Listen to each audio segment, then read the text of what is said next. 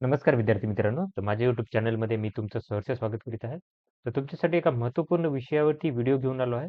तो म्हणजे महाराष्ट्र शासनाच्या कृषी विभागामध्ये जी वरिष्ठ लिपिक पदाकरिता जी परीक्षा झाली आहे, त्याचा निकाल लागलेला आहे. सगळे 8ची 8 पदाकरिता निकाल लागलेला आहे. तर हे पद जर सांगितले तुम्ही, तर आता सगळ्यात थोड्या वेळापूर्वी छत्रपती संभाजीनगरचा वरिष्ठ लिपिकचा निकाल लागलेला आहे. कोकण विभाग म्हणजे ठाणे विभागाचा लागलेला आहे. त्याच्यानंतर पुणे विभाग, नागपूर विभाग, नाशिक विभाग, त्याच्यानंतर लातूर विभाग, अमरावती विभाग, कोल्हापूर विभाग या सगळ्यांची यादी लागलेली आहे. आता याच्यामध्ये विद्यार्थ्यांना असे हे डाउट्स आहेत, की काही-काही लिस्ट जर बघाल तुम्ही, तर त्याच्यामध्ये त्यांची नावं नाही आहेत, असं त्यांचं म्हणणं आहे. फॉर एक्झाम्पल तुम्हाला मी काय करेल, की नाशिकची यादी दाखवतो. आता ही नाशिकची यादी आहे, याच्यामध्ये काय की विद्यार्थ्यांची नावं नाही, असं त्यांचं म्हणणं आहे. आता ही यादी जी आहे, ही यादीमध्ये तुम्ही तुमचं नाव शोधू शकता. कारण ही जी यादी आहे, ती PDF आहे. ओके, स्कॅन केलेली नाहीये. तर ही यादीमध्ये जर तुम्ही पाहाल, तर तुम्ही बघाल तुम्ही 1 मिनिट दाखवतो.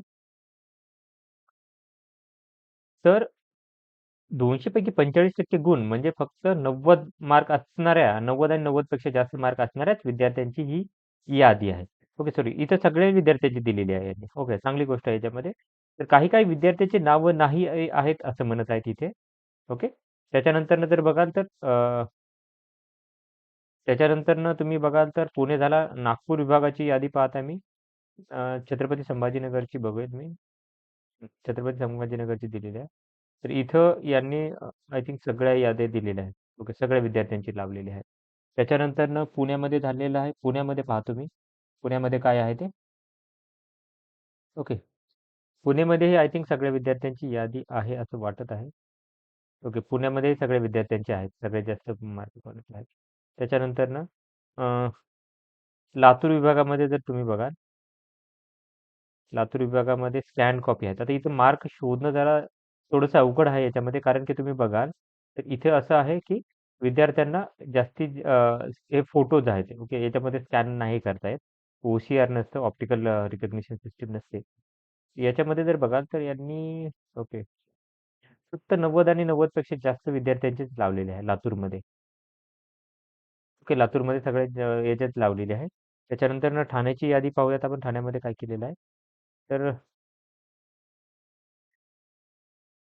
ठाण्याची आय थिंक सिलेक्शन यादी लावली आहे का? त्यांनी पाहायला लागेल मला. ठाण्यामध्ये काय केलेलं आहे? ओके, इथे हे वेगळी आहे. एकच मिनिट. ठाण्यासाठी लिस्ट ही आहे ठाण्याची लिस्ट. ठाण्यामध्ये बहुतेक सगळ्या विद्यार्थ्यांची यादी आहे. नाही, ठाण्यामध्ये नाहीये दिलेली. तर ठाण्यामध्ये जर बघाल तुम्ही, तर 90 आणि 90 पेक्षा जास्त विद्यार्थी ज्यांना मार्क आहेत त्यांचीच यादी दिलेली आहे ठाण्यामध्ये. तर बाकीच्या विभागामध्ये नागपूरमध्ये दिलेले आहे, नाशिकमध्ये दिलेले आहे, पुण्यामध्ये दिलेले आहे. ठाण्यामध्ये नाही दिलेली.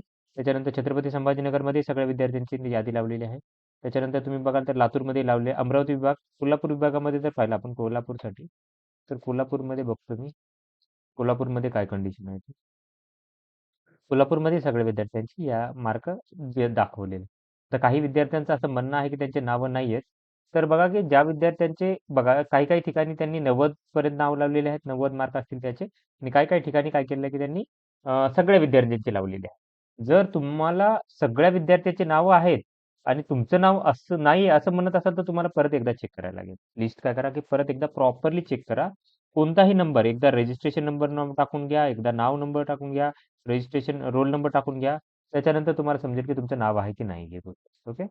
तर ही माहिती होती तर तुम्ही प्रॉपरली चेक करा आणि त्याच्यानंतर नसेल तर मला काय करा कमेंट बॉक्समध्ये सांगा. आपण काय करूयात की त्यासाठी प्रयत्न करूयात. तर ही माहिती होती. तर अशाच महत्त्वपूर्ण अपडेटसाठी माझ्या चॅनलला सबस्क्राईब करा, व्हिडिओ लाईक करा आणि इन्फॉर्मेशन मित्रांसोबत शेअर करा. धन्यवाद.